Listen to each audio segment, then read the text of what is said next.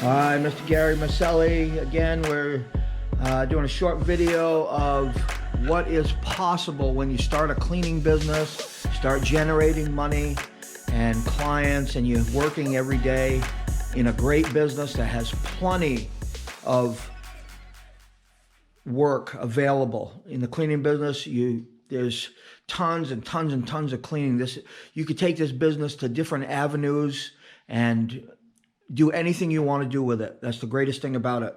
So I just want to make a video of what is possible, what I bought with my cleaning business to reward myself.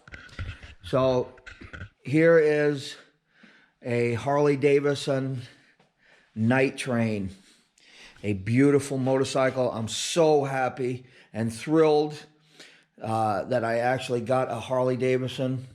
It's a 1450 night train.